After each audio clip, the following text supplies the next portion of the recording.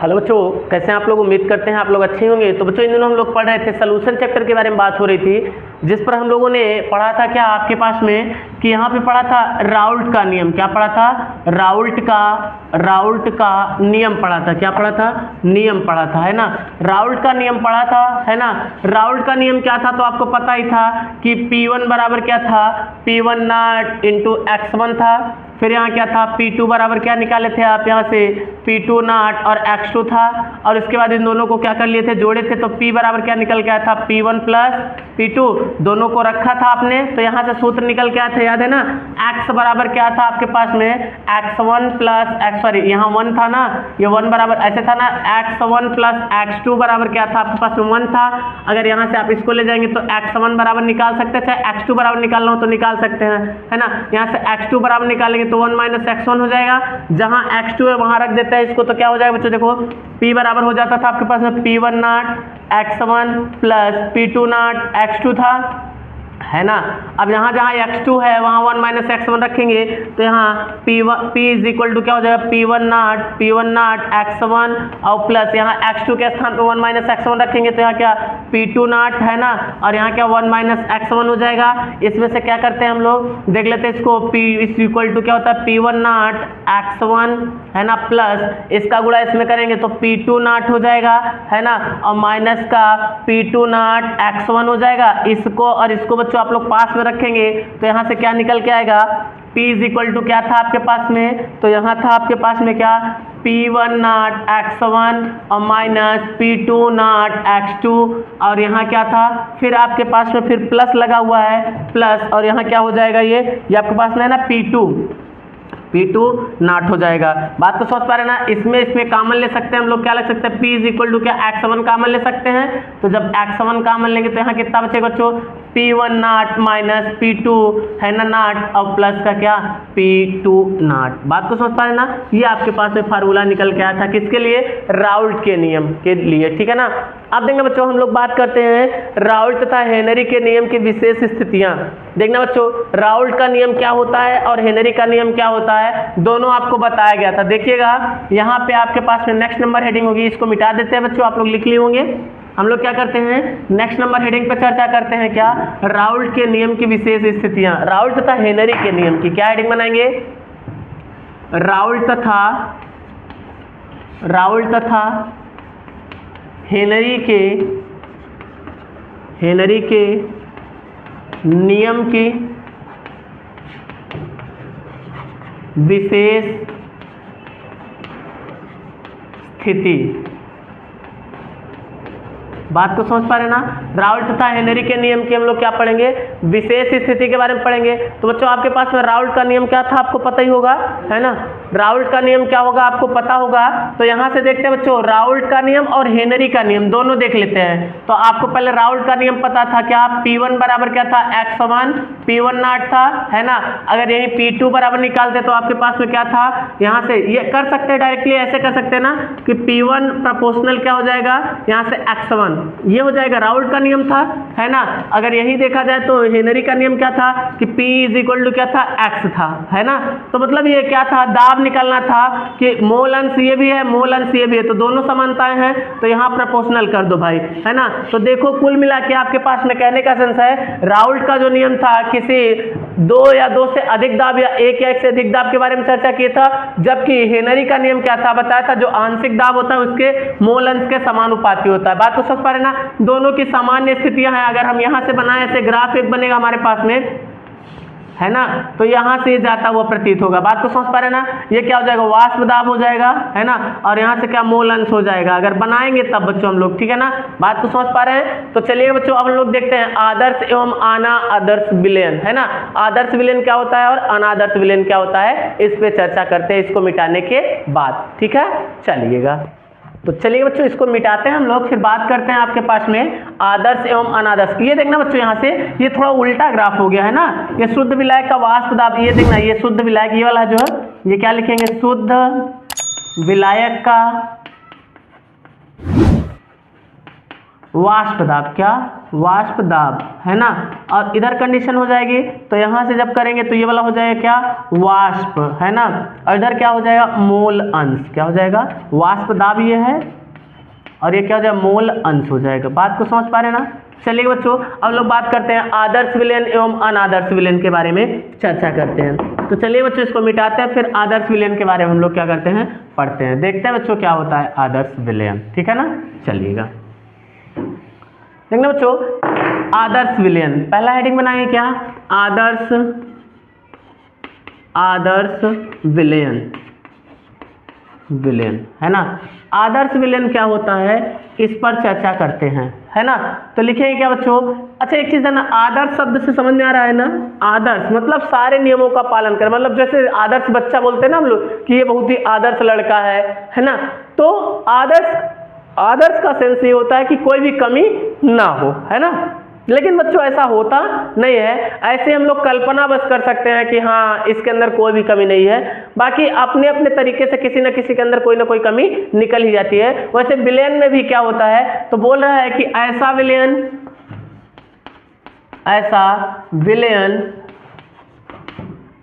विलयन जो सभी सांद्रताओं पर, कैसे, सभी सांद्रताओं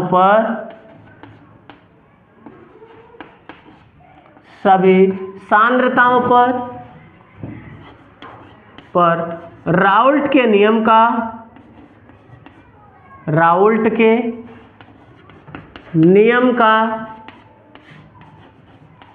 पालन करता है तो उसे हम, तो ऐसे विलयन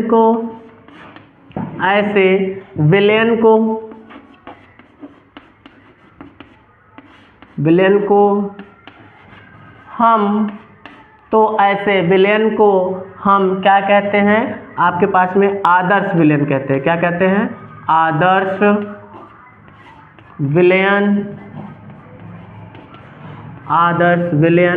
कहते हैं, आदर्श विलयन कहते हैं। क्या करता है बच्चों कि आपके पास में ऐसा विलयन जो सभी सांद्रताओं पर राउल्ट के नियम का पालन करता है तो ऐसे विलयन को हम आदर्श विलयन कहते हैं। अब राउल्ट का नियम क्या था, आपको पता ही था कि P1 प्रोपोर्शनल क्या था, X1 था। बात को समझ पा रहे ना।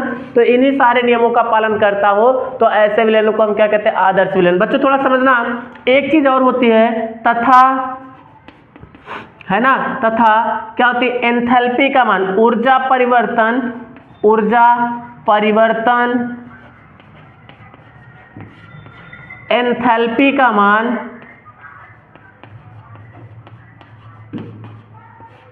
एंथैल्पी कौन, डेल्टा H का मान शून्य हो, कितना हो, शून्य हो, मतलब इसके मान में भी कोई परिवर्तन ना हो, तथा इसका आयतन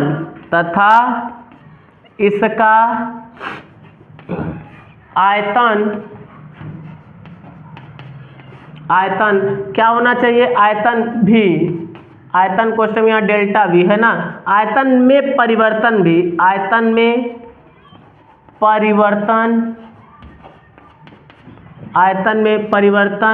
भी, यहाँ डेल्टा भी कर सकते हो ना, भी क्या होना चाहिए, भी शून्य हो। अर्थात क्या बच्चों, यहाँ से delta H is equal to क्या होना चाहिए, delta H is equal to 0 और फिर क्या होना चाहिए, delta V is equal to 0 होना चाहिए। बात को समझ पा रहे ना। इन सभी में परिवर्तन क्या होना चाहिए, शून्य होना चाहिए। तो ऐसे विलयन को हम क्या कहते हैं, आदर्श विलयन कहते हैं। बात को समझ पा रहे ना। तो आदर्श विलयन की डेफिनेशन लिखने के लिए आपके पास में एग्जाम वगैरह में पूछा जाता है कि भाई आदर्श विलयन क्या होता है, आदर्श विलयन और अनादर्श विलयन क्या होता है, इसकी डेफिनेशन बताइए। तो बच्चों आदर्श विलयन क्या होता है पता चल रहा है ना, क्या होता है, कह रहा है ऐसा विलयन जो सभी सांद्रताओं पर राउल्ट के नियम का पालन करता है तो ऐसे विलयन को हम आदर्श विलयन कहते हैं। बात को समझ पा रहे हो ना। और साथ ही साथ में क्या होना चाहिए कि विलयन का ना तो एंथैल्पी, ऊर्जा एंथैल्पी का मान बदलना चाहिए और ना ही क्या होना चाहिए, आयतन का मान परिवर्तित होना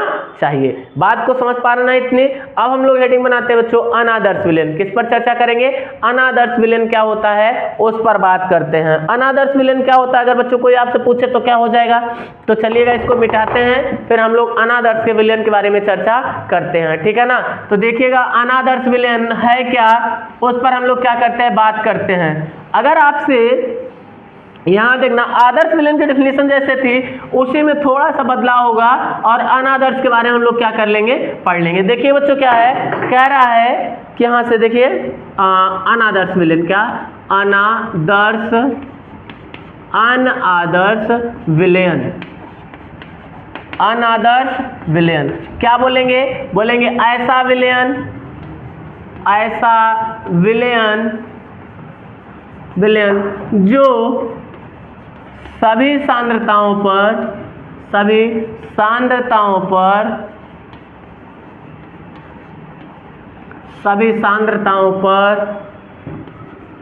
पर राउल्ट के नियम का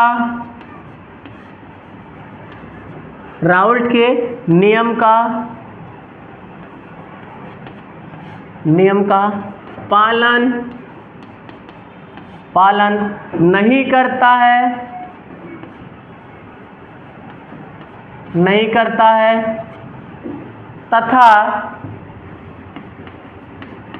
तथा इसकी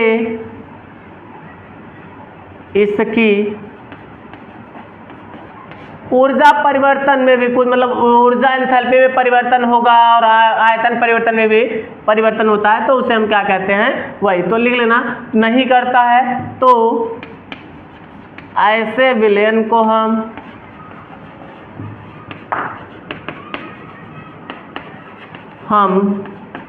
क्या कहते हैं बच्चों, अनादर्श विलयन कहते हैं। अनादर्श विलयन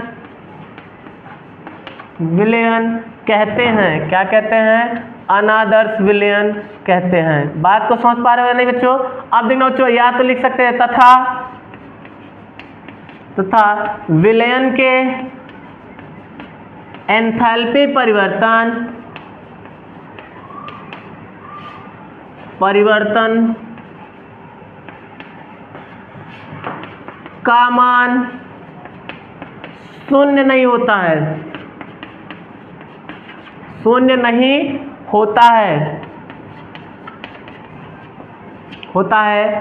है ना, अर्थात delta H does not is equal to 0 तथा एवं आयतन परिवर्तन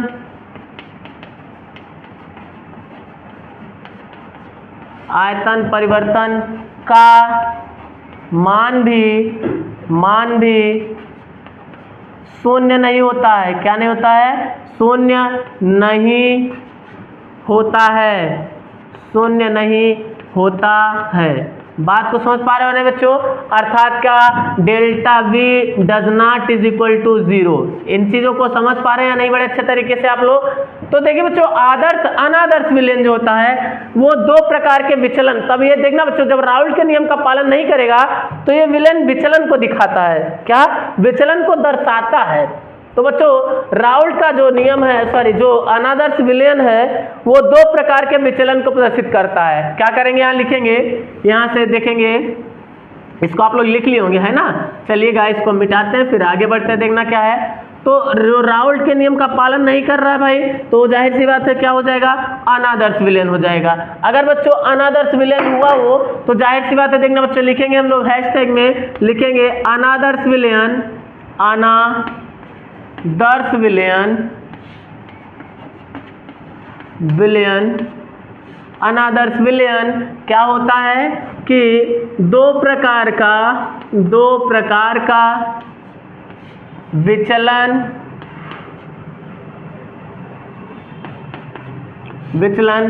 प्रदर्शित करता है। क्या करता है? प्रदर्शित करता है।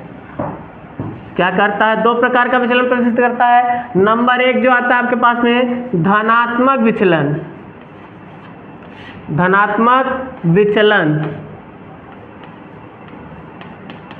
है ना। और नंबर 2 आता है जो आपके पास में, वो क्या होता है, ऋणात्मक विचलन। कौन सा विचलन, ऋणात्मक विचलन, है ना। अच्छा देखना बच्चों, जब ये क्या हो जाएगा, ये राउल्ट का नियम जो है, जब विलेन को आदर्श विलेन तब कहलाए जब राउल्ट का नियम का पालन करता है, और जब राउल्ट के नियम का पालन नहीं करेगा तो उसे हम कहेंगे अनादर्श विलेन। अच्छा बच्चों, अनादर्श जो होता है वो 2 प्रकार के विचलन को दर्शाता है। कौन कौन सा, धनात्मक विचलन दर्शाता है और दूसरा कौन सा, ऋणात्मक विचलन को दर्शाता है। तो चलिए बच्चों हम लोग देखते हैं धनात्मक विचलन क्या होता है, उसके बाद फिर हम लोग बात करेंगे ऋणात्मक विचलन क्या होता है। बात को समझ पा रहे ना। चलिएगा इसको मिटाते हैं फिर आगे बढ़ते हैं। तो बच्चों इसको मिटाते हैं, क्या है कि धनात्मक विचलन और ऋणात्मक विचलन। तो देखते हैं बच्चों आपके पास में क्या होता है ना। तो देखना बच्चों, हेडिंग बनाएंगे हम लोग क्या, धनात्मक विचलन, है ना। देखिएगा यहाँ से क्या है, धनात्मक विचलन, क्या बनाएंगे, धनात्मक विचलन, क्या, विचलन। धनात्मक विचलन क्या होता है बच्चों, तो देखना बच्चों आपके पास में जो राउल्ट के ऐसा विलेन जो राउल्ट के नियम का पालन नहीं करता है तो उसे हम अनादर्श विलेन कहते हैं। बच्चों राउल्ट का नियम का अनादर्श विलेन हो रहा है, मतलब पालन नहीं कर रहा राउल्ट के नियम का, तो जाहिर सी बात है कि ऐसे विलेन का वाष्पदाब या तो राउल्ट के वाष्पदाब से कम होगा और या तो अधिक होगा। तो हम लोग क्या लिखेंगे कि ऐसा विलेन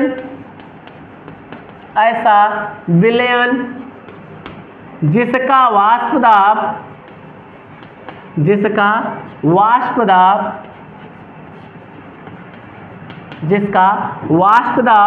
राउल्ट के वाष्पदाब से कम होता है तो ऐसा विलयन धनात्मक विचलन को प्रदर्शित करता है। क्या करेगा, धनात्मक विचलन को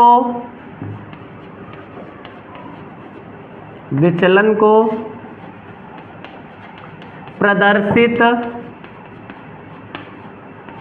करता है।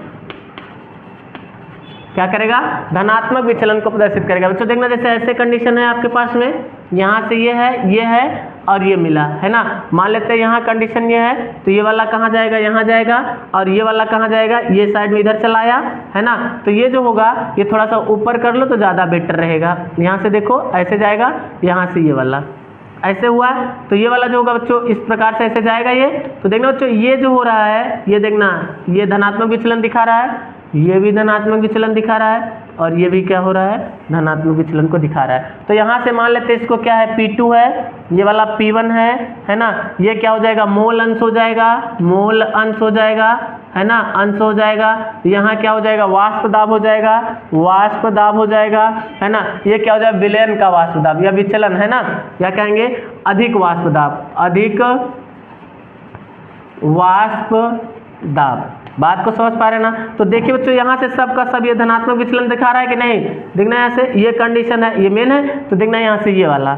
बात को समझ पा रहे हैं ना। तो ये चीजें हैं क्या, ये धनात्मक विचलन का ग्राफ है बच्चों, है ना। क्या है, अनादर्श विलयन के धनात्मक विचलन का ग्राफ। बात को समझ पा रहे हैं ना। चलिए बच्चों अब हम लोग चर्चा करते हैं किस पे, ऋणात्मक विचलन क्या होता है। बात को समझ पा रहे हैं ना। तो चलिए इसको मिटाते हैं। इस ग्राफ को बहुत अच्छे समझिएगा बच्चों। देखिएगा यहाँ से, ये यहाँ से मेन पॉइंट, अच्छा इसको मान सकते हैं क्या, ये x1 बराबर 0 हो सकता है, तो ये x1 बराबर कितना हो सकता है, 1 हो सकता है। यहाँ सॉरी x2 बराबर 1 हो सकता है ना। और यहाँ से क्या हो जाएगा, x2 बराबर अगर 0 हो जाएगा तो यहाँ से x1 बराबर क्या हो जाएगा, 1 हो जाएगा। तो बच्चों ये है क्या, मोल अंश है। बात को समझ पा रहे हैं ना। तो चलिए इसको मिटाते हैं फिर, और हम लोग चर्चा करते हैं किस पे, ऋणात्मक विचलन क्या होता है ना, अनादर्श का ऋणात्मक विचलन क्या है, इस पर चर्चा करते हैं। तो आइए हम लोग इसको साफ करते हैं फिर आगे बढ़ते हैं। देखना आपके पास में क्या है, ऋणात्मक विचलन, है ना। क्या है, राउल्ट के नियम का ऋणात्मक विचलन, यानी क्या, अनादर्श विलयन का ऋणात्मक विचलन क्या होता है, उस पर चर्चा कर लेते हैं। तो हम लोग लिखेंगे बच्चों क्या, यहाँ से लिखेंगे ऋणात्मक विचलन,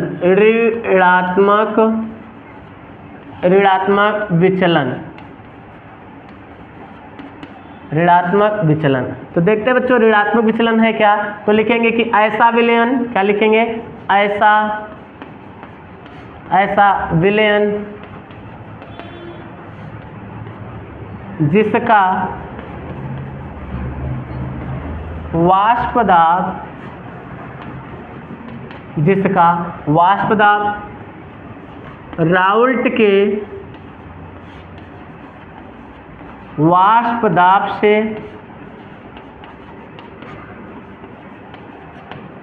अधिक होता है, राउल्ट के वाष्प दाब से अधिक होता है, तो अधिक ना हो करके क्या होता है, कम होता है। अधिक हो जाएगा, धनात्मक से कम होता है, तो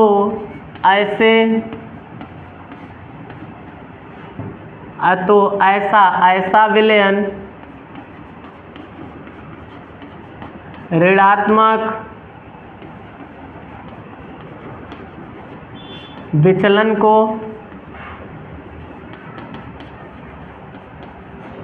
प्रदर्शित करता है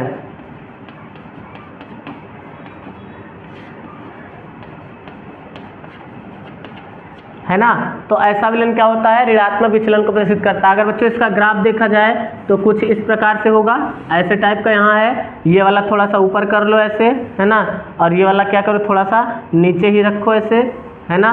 तो यहाँ से क्या हो जाएगा, ये कुछ इस प्रकार से यहाँ मिल जाएगा, है ना। इसको बोल देते हैं क्या आपके पास में बच्चों, P2 बोल देते हैं, इसको बोल देते हैं क्या आपके पास में P1 बोल देते हैं। ये क्या हो जाएगा, ये आपके पास में मोल अंश हो जाएगा, है ना। ये आपके पास में वाष्प दाब ही होगा, क्या हो जाएगा, वाष्प दाब, है ना। और ये क्या हो जाएगा बच्चों आपके पास में, ये विलयन का क्या हो जाएगा, कम दाब, है ना, कम वाष्प दाब, है ना। तभी तो ये ऋणात्मक विचलन दिखाएगा। तो ऋणात्मक विचलन दिखाने के लिए बच्चों ऐसे नीचे से जाएगा ग्राफ, है ना, इसके भी नीचे से जाएगा और इसके भी नीचे से जाएगा। तो ये चीज़ें हैं। तो यहाँ से क्या हो जाएगा, x2 बराबर 1 हो जाएगा, यहाँ से x1 बराबर 1 हो जाएगा, x2 बराबर क्या हो जाएगा, 0 हो जाएगा। यहाँ से x2 बराबर 0 हो जाएगा, और x2 बराबर 1 हो जाएगा, x1 बराबर क्या हो जाएगा, 0 हो जाएगा। बात को समझ पा रहे ना। ये तो था आपके पास में राउल्ट के नियम, और उसके बाद फिर क्या, उसके हेनरी तथा राउल्ट के नियम में क्या हम लोग पढ़े थे, समानता पढ़े थे, फिर धनात्मक विचलन पढ़ा, फिर हम लोगों ने ऋणात्मक विचलन पढ़ा, आदर्श विलयन और अनादर्श विलयन के ये सारे के सारे पार्ट होते हैं। चलिए बच्चों, अब हम लोग क्या करते हैं, नेक्स्ट हेडिंग के बारे में चर्चा करते हैं, ठीक है ना। चलिए।